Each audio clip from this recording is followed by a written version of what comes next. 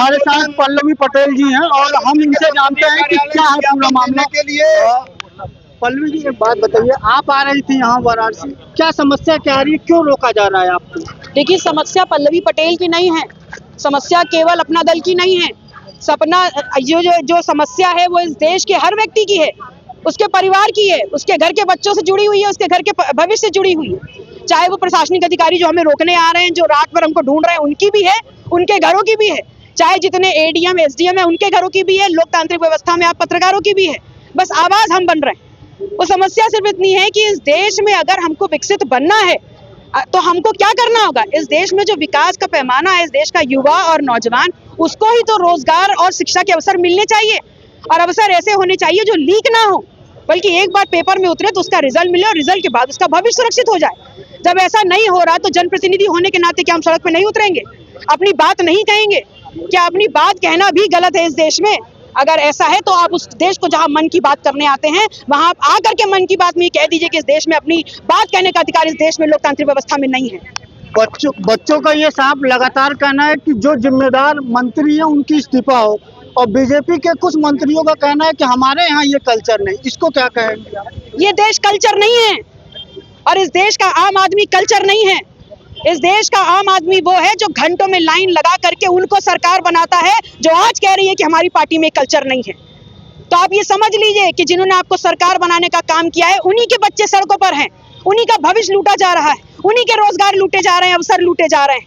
तो वो आपसे सवाल मांग रहे हैं, और सरकार इसीलिए बनाई थी कि उनके बच्चों को अवसर मिले, उनके बच्चों को नौकरियां मिले, उनके बच्चों को शिक्षा मिले, उनके बच्चों की फ्यूचर की गारंटी मिले। जब ये नहीं हो रहा है तो सवाल तो पूछना लाजमी है ना, और सवाल पूछने आ रहे हैं तो आप धरपकड़ी कर रहे हैं। धरपकड़ी ऐसे कर रहे हैं कि एक जनप्रतिनिधि लिखित रूप से सूचना दे करके दूसरे जनप्रतिनिधि के पास आ रहा है कि ज्ञापन देना चाहते हैं, अपनी बात कहना चाहते हैं, तो आपकी पुलिस लखनऊ से लेकर के कौशाम्बी, इलाहाबाद, जौनपुर, पगडंडी, खेत, घर, टोल, जहां जहां पाई वहां वहां दरपकश कर रही है।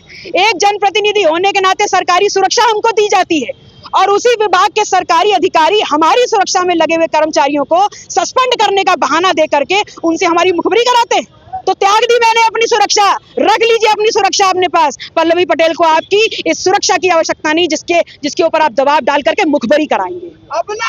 नीट का ये कहना है कि पैसे वापस करेंगे, पेपर देंगे, तो क्या बच्चों पे ये मानसिक दबाव नहीं लगता? देखिए, एक एंट्रेंस एग्जाम बच्चों के लिए आर्थिक नुकसान नहीं होता, वो मानसिक दबाव, वो एक्यूरेसी, वो टाइम मैनेजमेंट, वो मेंटल प्रेशर जो एक बच्चा झेलता है साल भर, और विशेष रूप से इस 3 घंटे के पेपर में जब वो पेपर लीक हो जाता है तो उसके बाद वो प्रेशर दोबारा डेवलप करने में सिर्फ उस बच्चे का नहीं, उसके पूरे संपूर्ण परिवार का जो मानसिक और आर्थिक शोषण होता है, उसको इस बात की सरकार कभी समझ नहीं सकती, क्योंकि ये तो भावनाओं की राजनीति करते हैं। ये तो भावनाओं की राजनीति करते हैं, ये मुसलमान, कब्रिस्तान और पाकिस्तान की राजनीति करते हैं। लोक कल्याणकारी सरकार चला कहाँ रहे हैं? जिस दिन उस धरातल पे उतरेंगे तब इनको समझ में आएगा कि अवसरों का जाना कितना पीड़ादायक होता है, नीट में पेपर लीक हो जाना कितना पीड़ादायक होता है। वैसे आपकी क्या 4 सूत्री मांगे थी जिसको आप ज्ञापन के रूप में देने जा रहे थे? देखिए, 4 सूत्री मांगे हमारी सिर्फ इतनी थी कि नीट और ऐसे तमाम जो पेपर लीक हुए हैं उसमें सबसे पहले जांच सीबीआई के माध्यम से कराई जाए, और सीबीआई की कंट्रोलर के रूप में न्यायिक जो प्राधिकारी हैं वो रखे जाएं।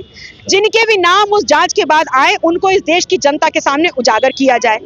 नीट परीक्षा लीक हो या अन्य परीक्षा लीक हो, उसके साथ ही साथ चाहे यूपीएसआई हो, चाहे लेखपाल भर्ती, जहाँ धांधली हो रही है, जहाँ स्कोर कार्ड नहीं हो रहे हैं, उन परीक्षाओं के भी जो नियंत्रक अधिकारी हैं उन सभी के ऊपर, क्योंकि आप देश के भविष्य के साथ खिलवाड़ कर रहे हैं, उन सभी के ऊपर आप देशद्रोह लगाते हुए, रासुका लगाते हुए कार्रवाई करिए और जेल भेजिए।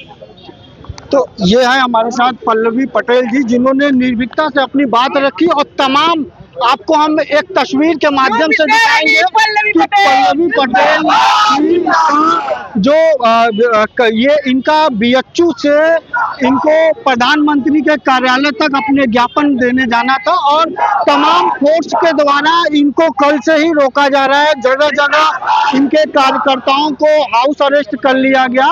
फिलहाल पल्लवी पटेल पुलिस और प्रशासन को चकमा देते हुए यहाँ बीएचयू गेट पे पहुँच चुकी हैं, और अपने ज्ञापन और छात्रों की बातों को लेके मुद्दों के साथ बीएचयू गेट पे प्रदर्शन वो कर रही है। वाराणसी से न्यूज़ 24 के लिए अतिकेश श्रीवास्तव की रिपोर्ट।